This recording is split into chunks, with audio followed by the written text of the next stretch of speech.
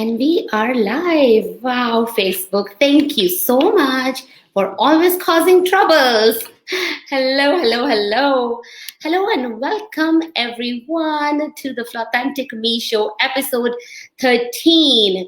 I'm your host, Sunny Lamba. I'm a mom, a business owner, a transformation coach, and creator of the brand Flawthentic Me.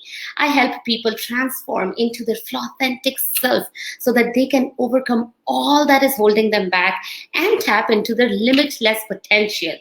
And I have a special guest today. So you guys are probably waiting for our guest. I have an amazing, amazing woman with me, a wonderful woman. She is a life coach. She's an author and she's an NLP practitioner and a Reiki practitioner. Vicki Tongeman, she is from UK. I connected with Vicki in an introvert women entrepreneur group. So it is a big deal when we say that an introvert person is coming on live on video here. So let's welcome Vicki. I'm just going to bring her on. There you are. Hello. Thank you so much for taking the time and coming on here with me. I am so excited to have you on with us. Before we get you started, I missed something. So guys, as you hop on, let me know where you're coming from. Also, because I'm using StreamYard, I might not see your name in the comments. So on top of the video in the description, there's a link. Please give StreamYard permission or just put your name in the comments so that I know who's commenting.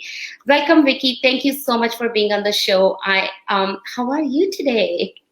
I'm very well, thank you. I'm so excited to be on here. Thank you so much for inviting me. Thank you. So what time is it? What time is it there? It's 4 o'clock in the afternoon here, or just after. So, yeah. Okay. And where are you in UK? So I'm right at the south of the UK and sort of around Bournemouth, Christchurch area, for anyone who knows that area, right on the sunny south. I just know London and I know Reading. My husband lived in Reading before we got married, so I know that area. I visited that, but that's all I know. Okay, so tell us something about you. What's your story? Who are you? What do you do? I want to know you. Okay, so yeah, I am a mum of 2 adult boys. Been married for 35 years coming up. As you know, I live near the sea. I'm a bit of a mermaid. I'm quite spiritual. I love any mythical beings, unicorns, dragons, you name it. I run a meditation group where we meet angels and dragons and unicorns, etc. And I'm an author and a coach, as you mentioned. And I just love helping people who feel overwhelmed to begin to kind of rise back to the surface and be able to breathe and feel calm again. Calm is like my middle name. I like that. Vicki Calm Tongeman. Yeah. Okay, so you said that you were everything to do with angels and dragons and unicorns. I love unicorns. For me, butterflies like are a big thing for me, because that transformation and just, coming out of that shell that you're in, that's really big for me. I was reading your story and I know that you were an introvert person, or you are an introvert. Actually, we can't change, right? I am an introvert, even though people don't believe that. But I am an introvert. I get my energy from my time, me time, my alone time.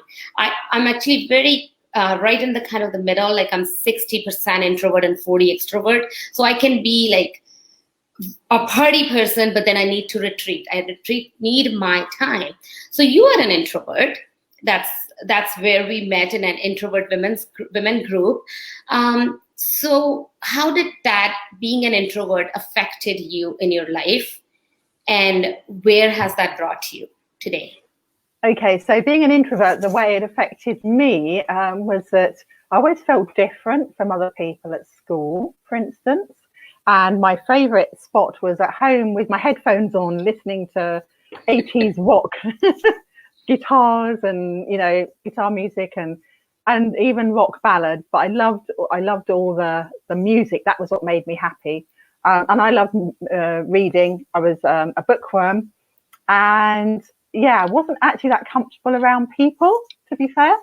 And I had this sort of, in NLP, we would say this programming around not being very capable, that other people knew better than me, that there were these authority figures that, could do things better and knew things that I didn't. And yeah, that was quite a big thing in my life at the time. So when I became a mum, again, I wasn't very in tune with my own inner intuition. So I was like reading all the magazines about what should you do when they're crying. And I was quite scared of driving as well. I didn't actually learn to drive until I became pregnant, and I knew I had to pass my test. So I got an automatic car. Oh my God, that's just like me. I didn't start driving until I was on mat leave and I had to. Oh my God. I'd taken lessons, but I just didn't seem to be able to do it. But then once I discovered automatic cars, that was slightly different. But even so, I would suddenly only drive to the nearest, supermarket, because I wanted to keep my child safe in the back of the car, that sort of thing. Yeah. So a great sense of sort of not being very capable of others knowing better. And I began to learn, after I'd sort of gone through a bit of a trough of really sort of feeling like quite bad about myself.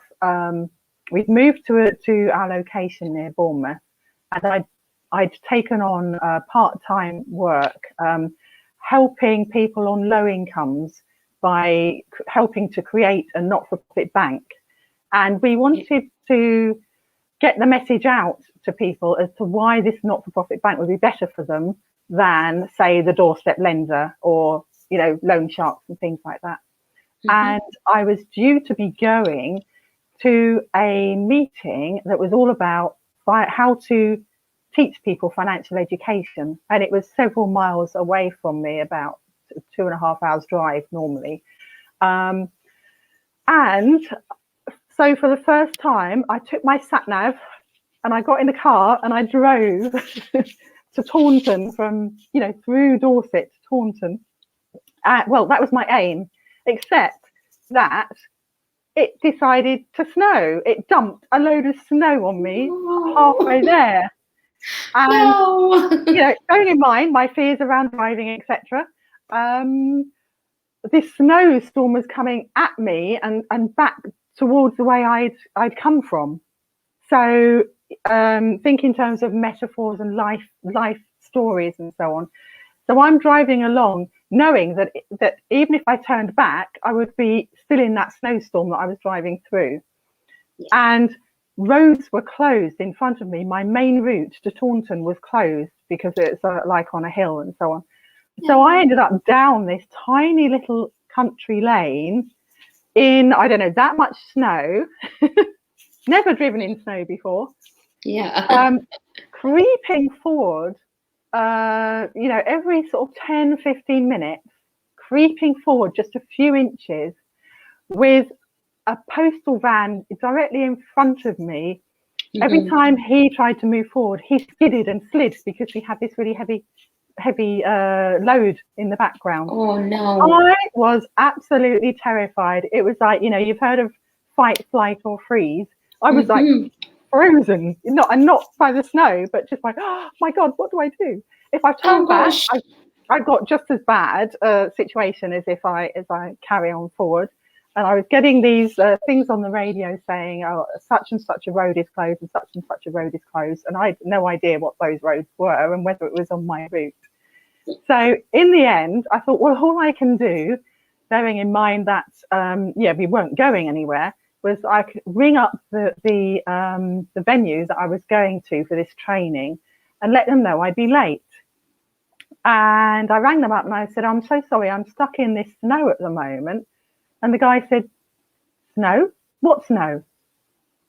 And that made such a difference to me, because I thought at some point there will not be snow. At some point I will be able to drive along on the road. So I thought, okay, right, well, I've just got to keep going, keep crawling forward. And eventually there was a fork in the road. All the other cars went one way and I went around the corner to a big roundabout. And the road, the sat nav sort of said, take the first left. The road that was the first left had this big barrier across it saying closed. Oh no. Now, I'm getting anxiety listening to this. Yeah, I was taught to follow rules. I'd never broken a rule in my life. I'd never given it my homework in late, let alone anything else. So I now had this choice. What do I do? I sat there and I kind of waited for some sort of inspiration. I'm sort of shaking now at the thought of it. And I thought, well, I feel like I've got to get there. I feel like this is a really important meeting. And I looked back at the barrier and I noticed that it wasn't quite directly across the road. It had been pushed to one side a little. And there was one set of tyre tracks. And I didn't know if they were going into the road or coming out of the road. So I thought, well, someone has made it through that road. Yeah. And I thought, there's no one else here. It was dead quiet, like you get with deep snow. I can't bump into anything. If I need to, I can come back out of that road. And I just imagined that at some point I was going to be at the end of this journey and there wasn't going to be any snow and I was going to make it.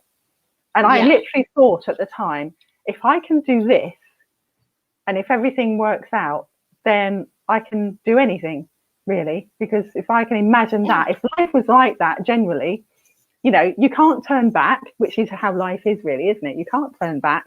You have to carry on forward. And if you can imagine the positive result at the end, then it can work. By this time, I'd been so scared anyway that I had been singing a song, Pat Benatar's song, with the words in it, "We Are Strong." And I literally had this record. I was learning the words just to keep my mind from completely freezing from fear. And I was learning the words and I had it at full volume. And, every time she got to the bit of "We Are Strong," I was screaming out, "We are strong," to try and like give myself some confidence, sort of thing. What I didn't realise was that cars actually aren't, you know, soundproof.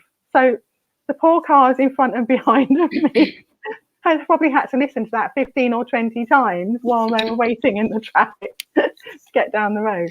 So anyway, so I edged my way round this barrier like, oh my God, I'm breaking the law.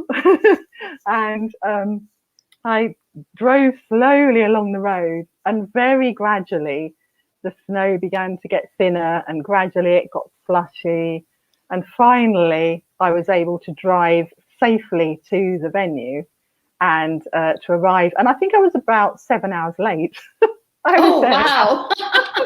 I was there like just before they finished going, oh, I'm here. But I made it. My thing was like, well, I'm supposed to have learned or heard something here. I knew that there was something important that I had to pick up. And I kind of went in shaking, and they made me a cup of tea and stuff. And and that was when somebody said to me something like, have you heard of financial capability forums? And that led to me gaining some funding to begin to provide sort of confidence building and budget coaching to people who are on low incomes and underprivileged and so on. And that led eventually to me running some, I called it life and money skills, because it was meant to be about budgeting, but I really felt that people only, people's financial lives are only likely to improve when the rest of their life is more in place. You know, the people I was talking to, I was running these workshops, they weren't caring about whether they were paying their rent. They had a sick child, or a loan shark knocking at the door, or they were really struggling to find work or something. So I felt like actually we needed to work with the rest of their lives and not just the money side. And so I developed a way of helping them to imagine a brighter future for themselves. And to do some drawings and think about that thing about, well, what will it be like later on if life is better, if life feels better and looks better, how will I be then? And get them to sort of create an image of that for themselves for the future. Wow. So that's kind of how it came through to that. It all started. So if you think, so if you didn't drive through that storm, and if you didn't persist and persevere, you think this whole, the domino effect of talking about the funding and the financial forms and then everything, how it lined up, it wouldn't have happened. No, that's right. And then there would have been people that I wouldn't have helped out. I've had people come, that I ran that organization for about 6-7 years. And occasionally I bump into someone who recognizes me and they'll go, that 6 months after you did that course, the man of my dreams walked into my life. Or wow, that the house that I drew on that particular sheet, it is completely similar to the house I ended up moving into, and things like that. So, but I had this this thing once life and money skills folded, as all things do over time. I still wanted to make life coaching safe for people and easy for them to get hold of. And during that time, I studied neuro-linguistic programming and I studied meditation, and the lady who was teaching me meditation was also teaching about law of attraction. And I actually saw how the neuro-linguistic programming and the law of attraction, worked very well in parallel. They were kind of speaking the same language. So so the most affordable way I could think of to get some of the messages across from what I'd learned was to create a children's storybook. So I created Daphne and the Smiling Shell. This dolphin is a bit like I was, sort of scared of lots of things. It seemed like there were big creatures around that might upset or hurt them. People in the class laughing at her. She's not very athletic, so she sort of falls off of a surfboard all the time. That is so cute. She's not that good, doesn't feel that good at school, etc. And then she learns a way of using smiley shells, putting them in a jar, and helping herself to feel better about herself. Because I felt that what I didn't have was people telling me to imagine and appreciate myself. It was all about, the teacher tells you you're good or not good at something. The parents tell you you're a good girl or you're not a good girl. Yeah. We even have Father Christmas saying whether you've been naughty or nice. No, exactly. I couldn't see anywhere where children were being taught, do you know what, you don't have to wait for an adult to tell you what to think, or that you've tried hard, or that you've done well in this situation, because most adults are too busy to notice. We need to be doing this for ourselves. And then if they can learn that before the age of 7, which is, we're programmed like a sponge up to the age of 7. So up to the age of 7, if they can learn that habit, they're more likely to be able to do that for themselves later on in life when real challenges come along. So that was my main aim, really. What a beautiful, beautiful purpose. Like, I love it. I love it. So your whole story, I had all these thoughts coming up as you were talking. First of all, that book looks amazing. And that's such a beautiful purpose, because we, at our age, the way we were raised, we are now these adults who are still kids inside, because we are insecure. We don't believe in ourselves because no one ever told us that, you're amazing, you're wonderful. No one told us. Okay, someone wants to know, where's the book available? We will talk about that. So you're doing such a great job, because I am so blessed that today we are more aware and we can teach this to our kids now. I am really big on law of attraction, and my whole brand is around accepting ourselves, our flaws and everything, whatever it is.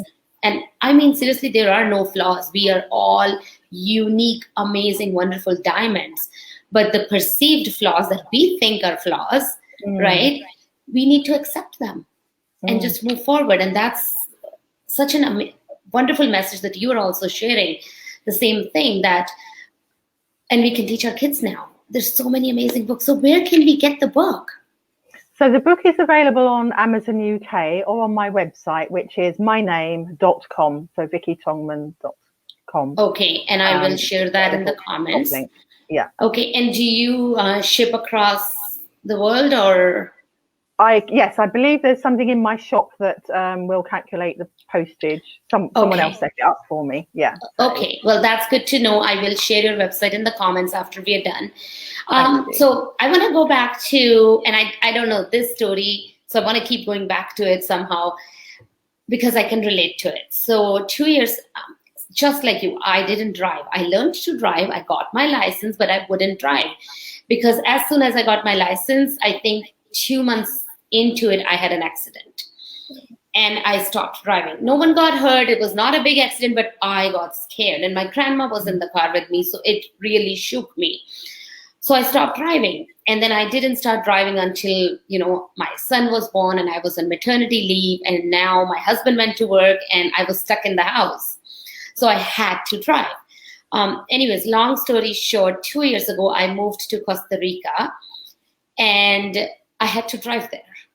And this is like, I was very comfortable driving in Canada by now, but somewhere deep inside that fear was still there. And that night it was pitch dark. I was going back from the city to where we lived. So it's a single lane highway and it's pouring rain, pouring. Like just imagine when you're on a dark, pitch dark highway, there's trucks coming and the rain is, and that light reflects off the water.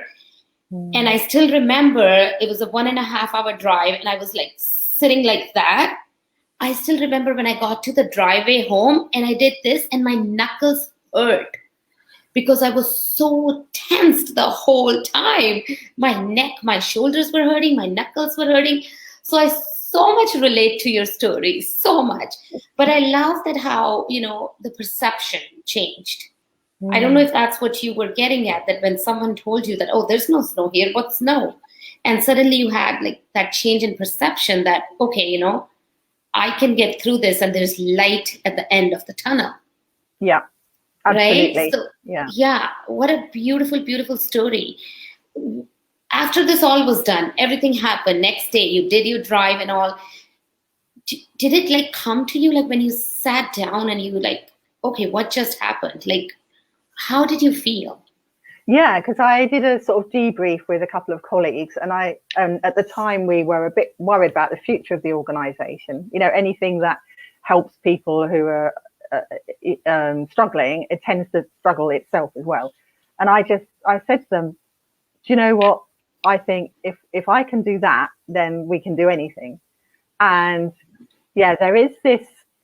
To link that, there is this saying in neuro-linguistic programming that says that there is no such a thing as failure, only feedback. So I would say that in terms of driving to Taunton in the snow, I felt like I couldn't fail because I knew that I could visualize the end result of me getting to this place safely. But even if I hadn't actually got there, I'd been willing to drive down this closed road. And I knew that I had some ways of escaping if I needed to. Yeah. So I wouldn't have failed. I mean, at the time I might have felt I'd bottled it, but I actually, now I know I wouldn't have failed because I did everything that I could to get where I wanted to. And if something had come up, if there'd been ice up a hill and I couldn't get up it or something like that, fine. But at least I tried. And so, yeah, that was my perception. Awesome. Yeah, the perception of being, do you know what? If you do everything you can and it still doesn't work out, that's fine. You haven't failed. You've achieved a great deal. Exactly. And I think that, is the perception of also that if we can imagine things working out how we'd like them to be, they're far more likely to happen than if we imagine things going badly, because our subconscious will, find every route possible to get us to where we want to be, as long as we keep that goal in our minds. Yes, it might not work out fully. Yes, it may be the universe doesn't want us to go down that path and we're actually trying to go the wrong way, but we'll still learn an awful lot in the process, which we can then take on to the next goal. Yeah, so, absolutely. Yeah. So it changed my perception about myself. Yeah. Exactly. Yeah. Because what you just said, that you could visualize it, and once you put that intention out there, universe will show you the way. You just have to take the steps. You just have to believe in it, like truly believe, and just keep going. It's funny, with my coach yesterday, our topic was perception, and today we're talking about this.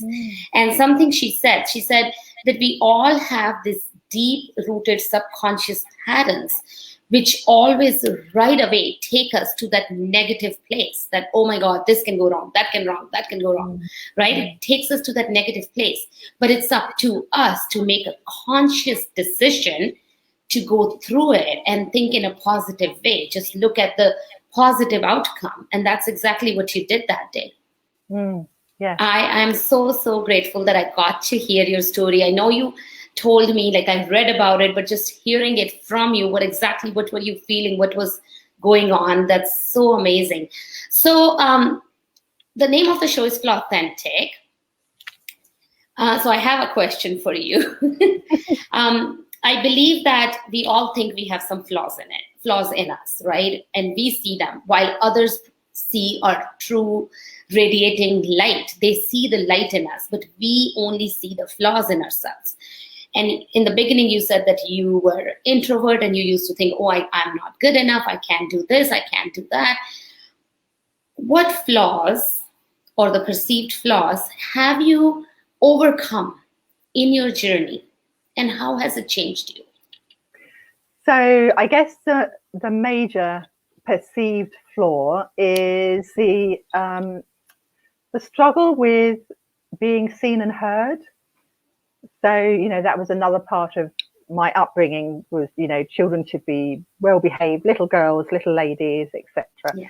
And I've looked at my soul plan with a friend before, and I know that my main challenge was that it would be difficult for me to be seen and heard in this lifetime.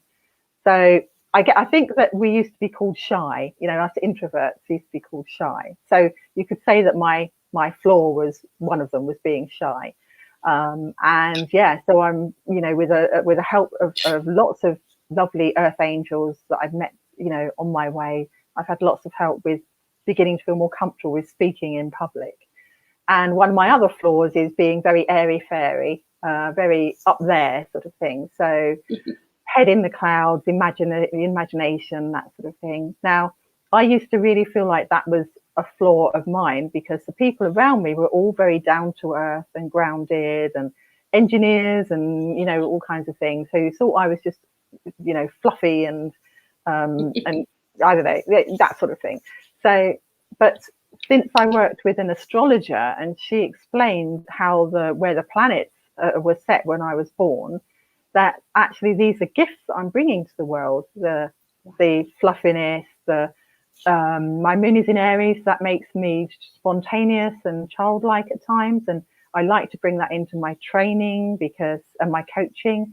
There are certain areas of coaching that I focus on more than others because they're visual and they're imagination and metaphors, and we can have fun, removing elephants from people's heads when they got a headache, or I love that. All of those, just those fun, colourful things, fun and colourful techniques. And so, yes, I've taken that flaw of perhaps not being so factual, but being more imaginative into my coaching by making it colourful and fun and helping people to heal themselves in a more fun way. And, one of my fellow coaches when I was training began to call me a magic mermaid because how I was mixing my law of attraction, meditation with coaching. And then one of my clients that I worked with on and off for about a year, when we knew that our journey together was finished, she created a beautiful painting of a mermaid on a rock with a moon behind, and she put magical mermaid underneath. And every few coaching sessions she would say, "You're magic." so yeah, I'm now embracing what were my flaws and kind of seeing them as unique gifts to bring into the world. And that means I can allow the grounded, factual, logical people to do their bit, that I can bring Yeah. something different to the world. Exactly. Yeah. Yeah. Wow. Oh my God. You just like whatever the message that I want to give, you just said that. What you thought was your flaw is actually your gift. And by really tapping into your flaw, you're able to bring balance to the universe. Right? And you're sharing that unique gift that you have. I am so amazed by you. Thank you so much for sharing this. So where can someone find you? If someone wants to follow you, yeah. Okay, so look carefully at the spelling of my name, Vicki Tongeman. I am on Twitter, Instagram, Facebook, and I have a Facebook page, all called Vicki Tongeman or at Vicki Tongeman. I have a website called vickitongeman.com, and I have a group that is called 10 Steps to Calm.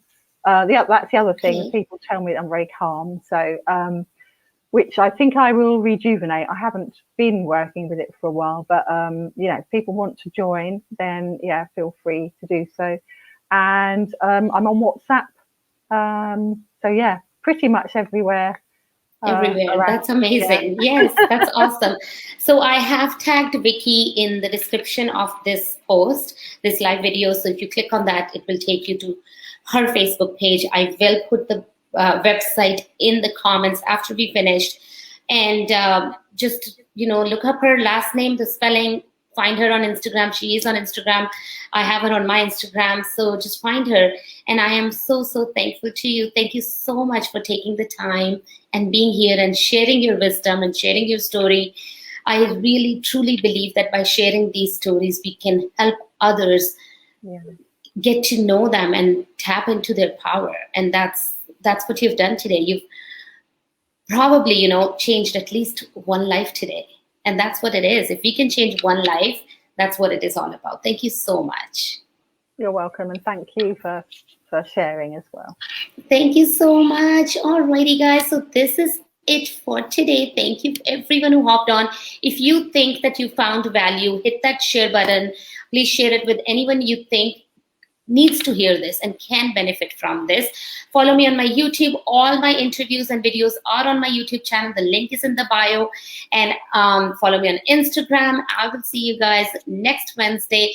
Until then, have a beautiful, beautiful rest of the week and be Flawthentic.